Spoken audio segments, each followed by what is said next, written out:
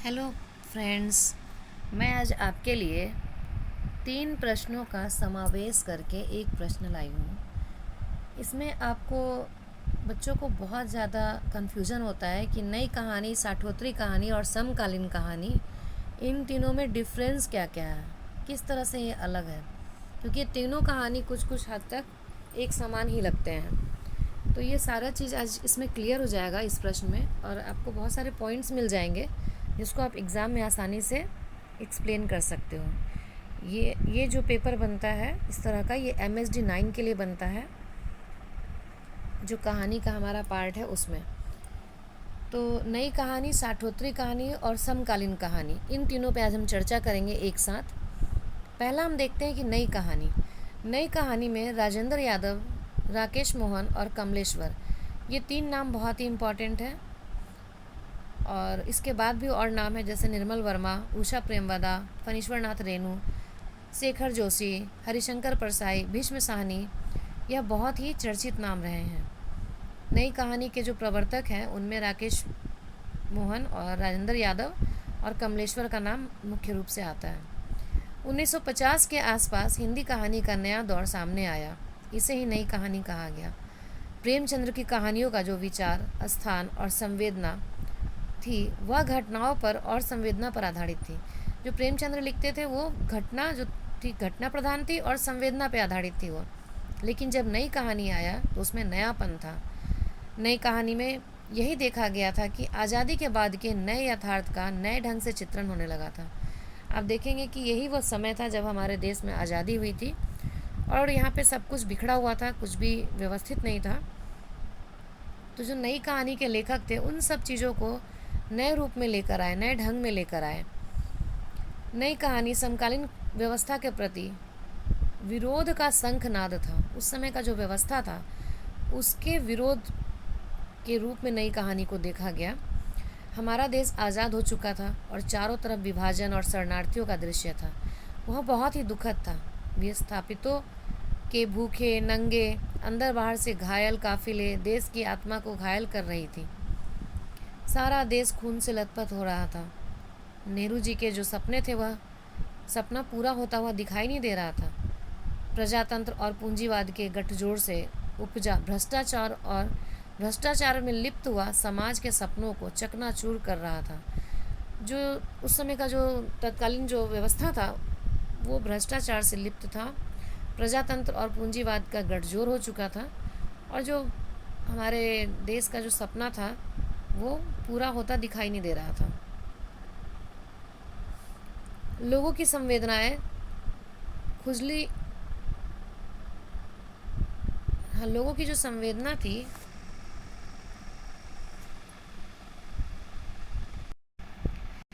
माफ़ कीजिएगा, ये गलती से टाइप हो गया है, यहाँ पे होगा कुचली जाने लगी थी। लोगों की जो संवेदनाएं थी वो कुचली जाने लगी थी और स्वार्थ जो था वो सर्वोपरि हो गया, और इससे जो रचनाकार थे आहत हुए। इन सब चीज़ों को उन्होंने हूबहू अपनी रचनाओं में दर्शाया। जो उन्होंने समाज की स्थिति देखी, जो लोगों की जो वेदनाएं देखी, उन सब को उन्होंने अपनी रचनाओं में वैसे ही उतारने की कोशिश की। ना उसमें बदलाव किया और ना ही कुछ फेरबदल। यहाँ पर इन लेखकों की पुस्तकों के कुछ उदाहरण मैंने इकट्ठे किए हैं, आप देख सकते हैं। जैसे राजेंद्र यादव का खेल खिलौने, ये 1952 का है। इन्हीं का, राजेंद्र यादव का ही छोटे छोटे ताजमहल, मोहन राकेश का मलबे का मालिक, कमलेश्वर का खोई हुई दिशाएं, मन्नू भंडारी का यही सच है, निर्मल वर्मा का परिंदे, उषा प्रेमवदा का वापसी, मछलियाँ, ये भी उषा प्रेमवदा का है, मछलियाँ, तीसरी कसम फणीश्वर नाथ रेणु का, शेखर जोशी का बदबू, हरिशंकर परसाई का भोलानाथ का जीव, भीष्म साहनी की चीफ की दावत, यह सब नई कहानी के उदाहरण हैं। नई कहानी की विशेषता थी कि उन विशेषताओं को मैं यहाँ पर बिंदुओं में बता रही हूँ, आप एक बार देख लीजिए और आप आराम से इन बिंदुओं को वहाँ पे एग्जामिनेशन हॉल में डिटेल कर सकते हैं अगर आप समझे रहेंगे। यह कहानी वर्तमान का वाचक बन गया। जो नई कहानी थी उस समय के वर्तमान का ये वाचक है। आज भी अगर आप उस समय की पुस्तकों को उठाकर देखेंगे तो उस समय का जो वक्त था उसको आप आराम से उनमें पढ़ सकते हैं और महसूस कर सकते हैं। वो एकदम बिंब की तरह आपके नज़र के सामने होगा वो सारा दृश्य। इस तरह से उन किताबों को लिखा गया। दीपक नहीं दर्पण बन गई। उस समय का जो दीपक एक छोटा रूप होता है वैसा कुछ नहीं था, पूरा का पूरा दर्पण था वो केवल प्रकाश नहीं दिखा रहा था बल्कि वो एकदम एज इट इज वैसे का वैसे वो दर्पण के रूप में वो दिखा रहा था। जैसे दर्पण हमारे प्रतिबिंब को दिखाता है, वैसे ही नई कहानी उस समय के प्रतिबिंब को दिखाता है। इसमें सामाजिक पारदर्शिता थी। समाज की जो पारदर्शिता उसमें कुछ भी छुपाया नहीं गया था, एकदम पारदर्शी था। जिस तरह से पानी में देखते हैं और नीचे तक दिखता है, वैसे ही वहाँ का समाज इसमें आराम से देख सकते हैं अपनी ही कहानी के लेखन में। आसपास की घटनाएं थी, इस तरह से सामान्य लोग इससे जुड़े हुए थे। ये लोगों की घटनाएं थी और सब लोग उससे जुड़े हुए थे, तो उनको अपना सा लगता था ये कहानी। वर्तमान का प्रतिबिंब था। वो जो नई कहानी थी उस समय के वर्तमान का जीता जागता प्रतिबिंब था, वैसे ही एज इट इज़ वो दिखता था जैसे उस समय का हमारा समाज था। साहस और तेवर के साथ लिखा गया था। उस समय जो लिखा गया था वो साहस के साथ और तेवर के साथ लिखा गया था। उसमें डर नहीं था, लोग डर डर के नहीं लिखे थे कि उनके ऊपर कोई पाबंदी हो जाएगा, कोई केस हो जाएगा। इस तरह का चीज़ नहीं देखा गया उस लेखनी में। वास्तविकता को पूरी प्रामाणिकता और सच्चाई के साथ प्रदर्शित किया गया। जो भी था उसको एकदम सच्चाई के साथ प्रामाणिक रूप में दिखाया गया, लिखा गया। शहरीकरण, इसमें शहरों की रूपरेखा दिखाई पड़ती है। जो हमारे प्रेमचंद्र जी थे वो गाँव की रूपरेखा को ज़्यादा दर्शाते थे, लेकिन इस समय शहरों की रूपरेखा को दिखाया गया। शहर में जो चीज़ भी चल रही थी, जो कुछ भी हो रहा था, वहाँ की भी अंदर की बातों को उजागर किया जा रहा था। स्त्रियों को मध्य में रखकर लिखा गया। जो स्त्रियाँ थी उनको मध्य में रखा गया। व्यक्तिवाद, यथार्थवाद की अनुभूति एवं आधुनिकतावाद की प्रतिष्ठा हुई। इस समय जो था व्यक्तिवाद, यथार्थवाद की जो अनुभूति थी उसको आधुनिकतावाद में परिणत किया गया। पहले जो लिखा गया था वो यथार्थ तो था, व्यक्तिवाद भी था उसमें, इसमें भी ये चीज़ें था, लेकिन उन अनुभूतियों को आधुनिक बनाया गया। अभी के अनुसार, अभी के दौर के अनुसार, यानी नई कहानी के दौर के अनुसार उसमें आधुनिकता थी, नई सोच था, एकदम नया सोच, नए तरह से लिखा जाने लगा। जो चीज़ था उसको वैसे ही लिखा जाता था, तो वो नया सोच था। क्योंकि पहले के लोग डरते थे, सोचते थे कि कोई क्या कहेगा, कोई क्या सोचेगा, पर इन लेखकों में ये डर नहीं था। उन्होंने नए सोच के साथ सब कुछ नए तरीके से लिखा। नई शैली, प्रतीक और बिंब का महत्व। इस समय जो था शैली नई थी, प्रतीक और बिंब को महत्व दिया गया था, क्योंकि जो चीज़ें भी थी वो वैसे ही लिखा जाता था जैसे वो था।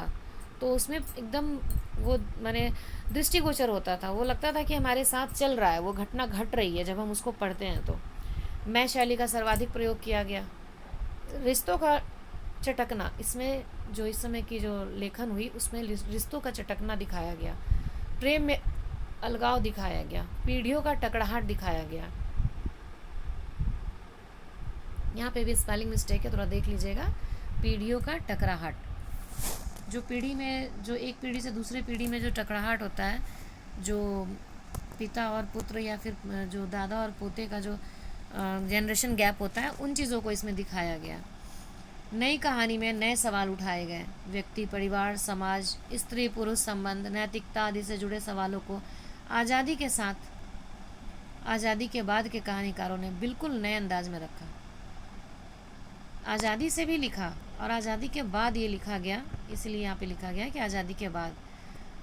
प्रेम नई कहानी का पसंदीदा विषय रहा। नई कहानी का जो पसंदीदा विषय था वो प्रेम था, लेकिन यहाँ पे ये देखने लायक है कि प्रेम के विविध रूपों को दर्शाया गया। जो उस समय, पहले के समय में लोग प्रेम की बातें सामान्य रूप से नहीं करते थे, वो घर की बात होती थी, आपसी बात होती थी, उन चीज़ों को यहाँ पे सामान्य रूप से दिखाया जाने लगा। और प्रेम सिर्फ पति पत्नी के प्रेम का ही नहीं, आपने देखा कि पीढ़ियों का भी टकराहट था, तो वैसे प्रेम को भी दिखाया गया। बच्चों के साथ भी जो प्रेम का अलगाव था उसको भी दिखाया गया। तो बेधड़क, बेडर इसमें सब कुछ दिखाया गया, इसमें लिखा गया।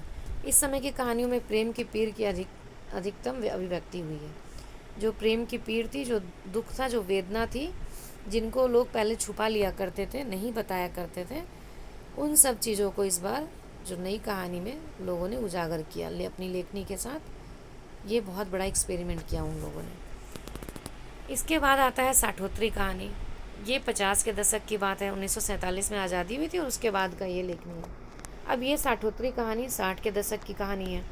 तो 60 के दशक में लिखी गई कहानी को साठोत्तरी कहानी कहा गया। इस समय जो लेखक थे उनमें प्रमुख हैं कमलेश्वर, रविंद्र कालिया, गंगा प्रसाद विमल, मधुकर सिंह, दूधनाथ सिंह, काशीनाथ सिंह।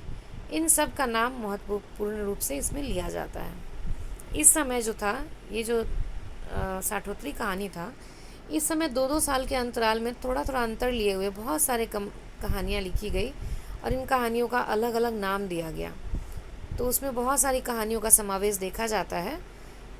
तो हम लोग यहाँ पे इन कहानियों और इनके प्रवर्तकों का और इनके समय के साथ में क्रमबद्ध मैंने यहाँ लिखा है, मैं इसको लेकर आई हूँ। आप इसको एक बार देख लीजिए। मेरे जो भी पॉइंट्स हैं ये सब बहुत ही इम्पॉर्टेंट है और कॉम्पिटिटिव एग्ज़ाम के लिए भी बहुत इम्पॉर्टेंट है। तो आप देखिए, ये बहुत ही सटीक रूप से लिखा गया है, इसमें गलत नहीं है। कहानी, इसके प्रवर्तक गंगा प्रसाद विमल थे और ये 1960 के समय का ये कहानी है। और सचेतन कहानी इसके थोड़े दिन के बाद ही, इसमें महिप सिंह इसके प्रवर्तक थे और ये 1964 का है।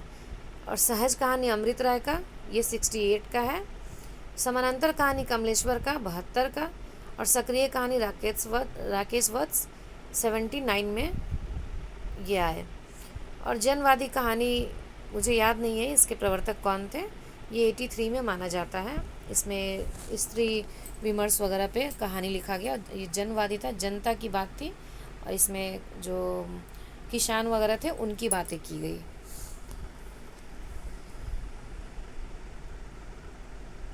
हम लोग यहाँ पे कुछ बिंदुओं में विशेषताएं देखेंगे जो साठोत्तरी कहानी की विशेषताएं थी।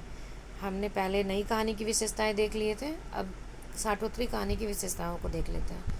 अब इन विशेषताओं को आराम से, जैसे मैं बोल रही हूँ, आप विस्तार दे सकते हैं अपनी भाषा में और आपका प्रश्न का उत्तर बहुत ही सटीक बन जाएगा। इस समय के कहानीकार अनुभवी कहानीकार थे। अब जो इन्होंने लिखा, इनके अनुभव बहुत ही उच्च कोटि के थे। जो नई कहानी में जो लेखन हुआ वो जो देखते थे वो लिख देते थे, पर ये लोग जो थे वो अनुभवी थे, इन्होंने खुद पे ये झेला होगा शायद, तो इन्होंने इस तरह से लिखा। नैतिकता और परंपरागत धाराओं पर वज्रपात, जो नैतिक चीज़ें थी, जो परंपराएं थी, उन सब को धड़ाशायी कर दिया गया। इन लोगों ने इस तरह से लेखनी शुरू की। कहने का मतलब है कि इस कहानी में नैतिकता और परंपरा का कोई स्थान नहीं था। लोग बेबाक कह रहे थे, गाली गलौज की भाषा उत्पन्न कर रहे थे, बोल्डनेस को बढ़ावा दिया गया, खास तौर पर जो स्त्री पुरुष संबंधों में थी। उनसे पहले जो स्त्री पुरुष के संबंध थे उनको घर के अंदर ही रखा जाता था, बाहर इस तरह से किसी की भी बात की चर्चा करना अच्छा नहीं माना जाता था। लेकिन जब ये लोग आए तो इन्होंने जो साठोत्तरी कहानी जिन्होंने लिखा, उन्होंने इसको एकदम बोल्डनेस के रूप में दिखाया। स्त्रियों और पुरुषों के रिश्तों को, उनके जो टकराव थे, उनके जो आपसी मतभेद थे, उनके जो दूरियां थी, नज़दीकियां थी, उन सब को इन्होंने दिखाया। खुलापन, इस समय इन सब को खुलापन मिल गया, हर रिश्ते में खुलापन आ गया। लोगों ने खुल कर लिखा।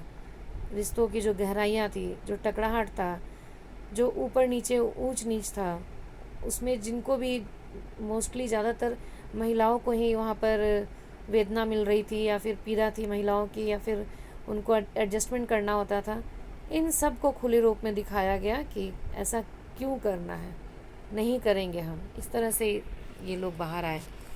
हर चीज़ में आज़ादी थी, एकदम आज़ादी के रूप में लिखा गया।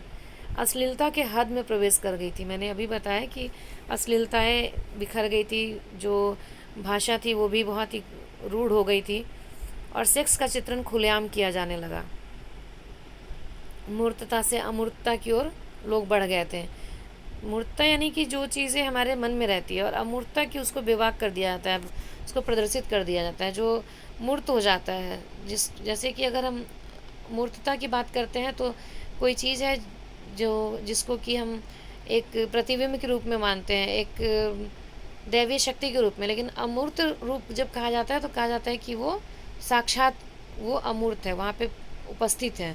तो इस तरह से लेखन किया जाने लगा कि जो चीज़ें थी उसको एकदम लिख दिया जाने लगा, जिस रूप में था वैसे ही लिख दिया जाने लगा। पीढ़ियों की टकराहट तो थी, पहले से ही था, वो और बढ़ गया। पीढ़ियों की टकराहट, पिता बेटे का पीढ़ी का टकराहट, या फिर माँ माँ बच्चे का पीढ़ी का टकराहट, बाप बेटे में पीढ़ी का टकराहट, हर तरह के टकराहट को देखा जाने लगा। कहानी में बारीकी के संग संग जटिलता भी बढ़ती गई। इसकी बाढ़ आ गई, जटिलता की बाढ़ आ गई। बारीकियाँ, छोटी छोटी चीज़ों को इसमें उजागर किया जाने लगा, बताया जाने लगा। मैं शैली का चलन और बढ़ गया। मैं शैली में लिखा जाने लगा। प्रतीकात्मकता बढ़ी। जो एक प्रतीक होता है ना, जो जिसमें कि एकदम एज इट इज, जैसे का तैसे दिखाया जाता है, उसी तरह से उसको प्रतीक के रूप में दिखाया जाने लगा। उसमें कोई गढ़न, कोई छुपाव, ये सब नहीं था। नाम बदल कर कहानी लिखा जाने लगा। अब ये महसूस होने लगा कि अगर हम अपनी बात लिख रहे हैं, अपनी बातें कहना चाह रहे हैं, और हम अगर नहीं चाहते हैं कि इतना बेबाक लिख कर हम अपने नाम को उजागर करें, तो फिर लोग नाम भी बदल कर लिखने लगे। स्थितियाँ परिस्थितियाँ महत्वपूर्ण होती चली गई। यहाँ पर फिर से देखा गया कि जो उस समय की जो स्थितियाँ थी, उस समय की जो परिस्थितियाँ थी, उन सबको महत्व दिया जाने लगा। मध्यम वर्ग का कुंठा, निराशा, बेचैनी, इन सब को उजागर किया गया। युवा वर्ग का शराब, सिगरेट, सेक्स, इन सबको भी दिखाया जाने लगा। यहाँ पे कुछ नाम मैंने लिए हैं, इनको देख लीजिए आप। मन्नू भंडारी का आपका बंटी, ये एक माँ और एक बच्चा है जिसके कि फादर अलग रहते हैं। अलगाव की कहानी है, इसमें दिखाया गया है। रविंद्र कालिया की 9 साल छोटी पत्नी। उस समय जो उम्र में छोटी पत्नियां होती थी, जो शादी के लिए लोगों को बस एक माने औरत और एक मर्द होना ज़रूरी होता था, बाकी चीज़ों को नहीं देखा जाता था, तो इन सब बातों को उजागर किया जाने लगा। ज्ञान रंजन का पिता, इसमें भी जो पिता और पुत्र का जो द्वंद्व है आपस का, जो उनका जनरेशन गैप है, उसको दिखाया गया है। फेंस के इधर उधर यहाँ पे भी। और महेंद्र भल्ला का एक पत्नी के नोट्स, ये भी एक पत्नी जो कि अपने पति को एक नोट लिखती है, एक पत्र लिखती है, उसका इसमें अच्छी तरह से दिखाया गया है। यह प्रमुख नाम दृष्टिगत होते हैं इस समय जो हमने जब देखे, जो साठोत्तरी कहानी का समय था, तो ये सारे लोग उस समय सक्रिय रहे। इसके बाद हम देखते हैं कि समकालीन कहानी। समकालीन कहानी जब हम देखते हैं तो ये 70 के दशक के बाद से समकालीन कहानी का प्रचलन आया। इस समय की कहानियों में अचानक स्त्री, दलित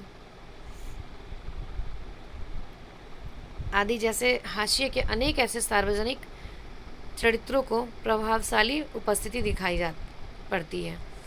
अब जो था, अब ये लोग थोड़ा और बदलाव लेकर आ गए। जो लिखने वाले लोग थे, जो राइटर्स थे, उन्होंने अब क्या किया कि जो स्त्रियां थी, जो दलित थे, जो हाशिए के लोग थे, जिनको कभी उजागर नहीं किया गया, उन लोगों को ये लेकर आए और उनके द्वारा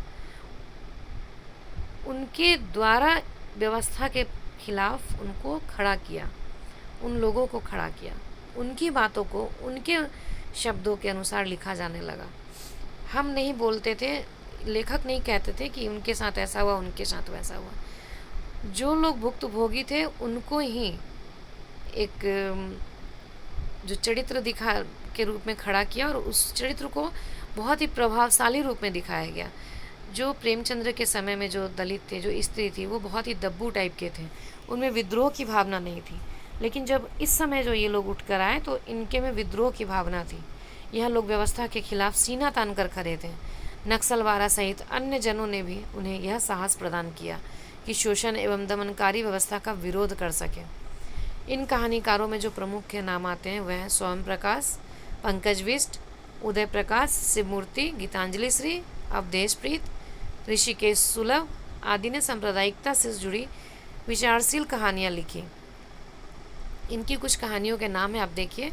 स्वयं प्रकाश का पार्टीशन, उदय प्रकाश का और अंत में प्रार्थना, अवधेशप्रीत का बरासत मंजिल। इस तरह की कहानियाँ इस समय लिखी गई और इनमें लोगों को सामने खड़ा किया, जो लोग हाशिए पे थे, जो लोग दबे कुचले थे।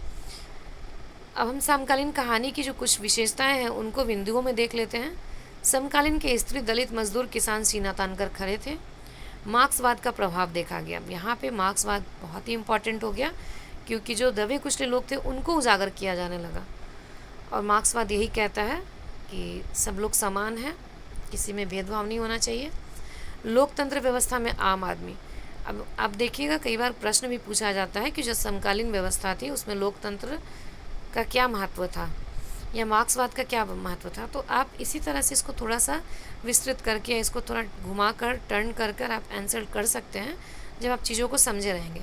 अब यहाँ पे समकालीन में जो था लोकतंत्र का जो व्यवस्था था उसमें आम आदमी को खड़ा किया गया। आम आदमी अपनी बातें कहने लगे, सीना तान कर कहने लगे। ये भी आप उसमें ज़रूर कंक्लूड कीजिएगा। नक्सलवादी आंदोलन को सहारा प्रदान किया गया। जो नक्सलवादी थे, जो आंदोलनकारी थे, जो जंगलों में रहते हैं, उन लोगों को भी सहारा प्रदान किया गया। उनके बारे में भी, उनके दुख दर्द को भी लिखा जाने लगा। और प्रवासी समाज, उनके बारे में लिखा गया, जो विदेशों में एक समय पहले चले गए थे और चले क्या गए थे, वो मज़दूर के रूप में ले जाए गए थे अंग्रेज़ों के द्वारा, और वहीं पे उनको रहना पड़ा। और वहाँ पे जो उनका दुख दर्द था, उन्होंने जो झेला, उन सब चीज़ों को भी इन लेखकों ने उजागर किया। आदिवासी समाज थे, उनके दुख दर्द को उजागर किया गया, उनकी बातों को लिखा जाने लगा। अल्पसंख्यक समाज के बारे में लिखा जाने लगा। बाज़ारवाद को दिखाया गया, बाज़ारवाद का क्या नीति था, क्या रणनीति था, उनको दिखाया गया। विदेशी संस्कृति जो थी उसको इसमें लिखा गया, उनको दिखाया गया। आर्थिक उपनिवेश जो था, कहने का मतलब कि पूरा ग्लोबलाइजेशन की तरह इन चीज़ों को एकत्रित करके इन लेखकों ने दिखाया। किसी एक टॉपिक पे ये नहीं रहे, अलग अलग विषयों को इन्होंने अपना विषय बनाया और उस पे इन्होंने अपनी लेखनी चलाई। उसके बाद मानसिक पराधीनता। अभी तक जो था भौतिक पराधीनता था, जिसमें कि लोगों के पास पैसे नहीं थे और वो परेशान होते थे थोड़ा थोड़ा चीज़ के लिए, कपड़ों के लिए, खाने के लिए। लेकिन अब जो था ये मानसिक पराधीनता, इसको परिवर्तित हो चुका था। ये भौतिक पराधीनता का स्थान जो था मानसिक पराधीनता ले लिया था। लोगों के पास सब कुछ होते हुए जो मानसिक रूप से द्वंद्व में थे, जो मानसिक रूप से परेशान थे, जो आपसी सामंजस्य नहीं बिठा पा रहे थे, उनकी बातों को इन्होंने लिखा। और पितृसत्ता के खिलाफ, जो पितृसत्ता था, जो पुरुषों की जो सत्ता थी, उसके खिलाफ भी लेखनी की गई और औरतों को सर्वोपरि यहाँ पे आगे किया गया, सर्वोपरि बताया गया। कृष्णा सोबती का मित्रों मरजानी, मन्नू भंडारी का आपका बंटी, हमने बात किया था आपका बंटी का, मृदुला गर्ग का चितकोबड़ा, इन सब के प्रकाशन ने पितृसत्ता और उनके द्वारा स्त्रियों के लिए निर्मित नैतिकता के बंधन पर कठोर हमले किए। इन संघर्षों एवं घटनाओं ने भारतीय समाज की वर्ण तथा जाति केंद्रीय व्यवस्था को झकझोर कर रख दिया। आपने यहाँ पे देख लिया होगा, समझ गए होंगे कि जो अभी तक तो हम मान के चलते हैं कि हमारा समाज पितृसत्ता से ही ओतप्रोत है, लेकिन अब जाके थोड़ा थोड़ा स्त्रियों को आज़ादी दी गई है अपने निर्णय के लिए, कामकाज के लिए, हर क्षेत्र में। तो इन सब चीज़ों का वहीं से शुरुआत हो चुका था। और जो नैतिक बंधन में जो लोग बंधे हुए थे, आपसी सहयोग से, एक ज़बरदस्ती का जो रिश्ता होता था आपस का कि नहीं मुझे ये रिश्ता निभाना है, उन सब पे, उन बंधनों पे हमला किया गया। उनको कठोरता के जो वो बंधन जो कठोर रूप से बंधे हुए थे, उनमें कोई प्यार मोहब्बत की बातें नहीं थी, उनमें कोई सॉफ्टनेस नहीं था, उनको तोड़ देने की बात वहाँ पे की गई। और इस तरह से हम देखते हैं कि ये 3 टॉपिक हमारा तैयार हो गया है और आपको बहुत ही सहयोग मिलेगा मेरे इन प्रश्नों से। मेरे प्रश्नों में खासियत है कि मैं बिंदुओं में बातें करती हूँ जिसको कि आप अपनी भाषा में आराम से विस्तृत कर सकते हैं। अगर हम बड़ी बड़ी बातें करें और वह आपको समझ में ना आए तो कोई फ़ायदा नहीं है। और अगर आप बिंदुओं में बातों को अपने दिमाग में रख लें और उसको अपने दिमाग से निकाल कर अपनी बातों को अपनी लैंग्वेज में, अपनी भाषा में वहाँ पे कॉपी में लिख दें, तो आपका ये जवाब बहुत ही अच्छा 4-5 पेज का बन जाएगा। और याद रखिए कि जो 50 नंबर का पेपर है उसके लिए 2 घंटा का समय मिलता है और MSD 9 50 नंबर का ही पेपर है। तो समय का ख्याल रखते हुए प्रश्नों का जवाब कीजिए, थोड़ा सा प्रैक्टिस रखिए। मैं उम्मीद करती हूँ कि आपका जो एग्ज़ाम होगा वो बहुत ही अच्छा होगा और आप 30% यानी 15 नंबर का प्रश्न आपके असाइनमेंट से आता है तो वो ज़रूर पढ़ के जाइए। धन्यवाद।